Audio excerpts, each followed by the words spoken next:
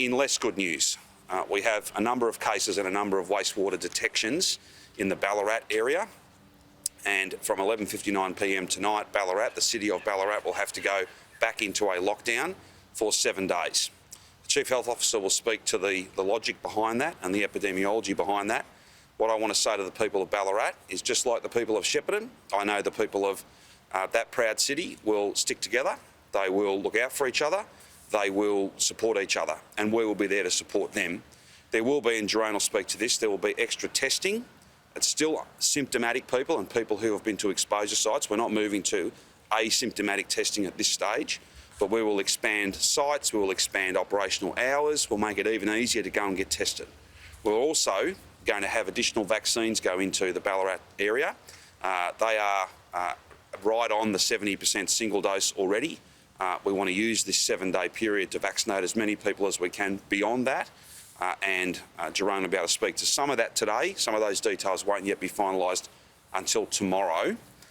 This is essentially, as the Chief Health Officer can take you through in more detail, if we have cases get away from us in any one part of regional Victoria, then it will ultimately compromise all of regional Victoria remaining open.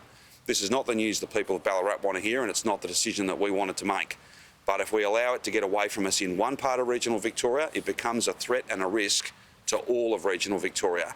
We simply can't have that happen.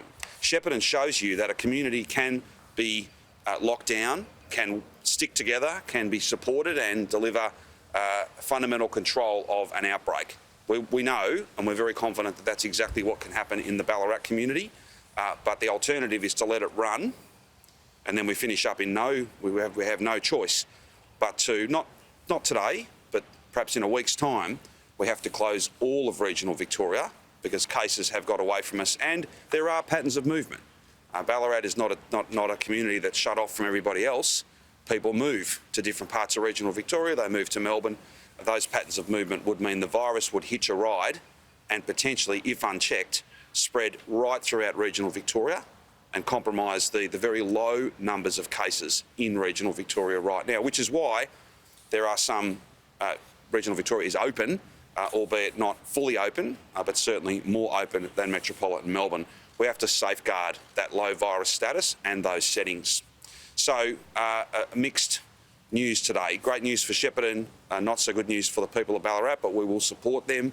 And I know that they'll support each other. It's a community that I know very, very well. They're an impressive, proud community, a community that does stick together. And with our support, we'll get through this over the next 7 days. People will come forward to get tested, I know that. They'll also come forward to get the jab, and we will get through this together. The 1 million, some thought that, I think, quite an ambitious target. We've not only delivered it, but we've done it ahead of time, and that's all down to the amazing work of our nurses and all the other teams who are working in vaccination hubs, and the fact that so many Victorians have come forward and taken that positive step to protect themselves, to protect the rest of the state, and to get the state open.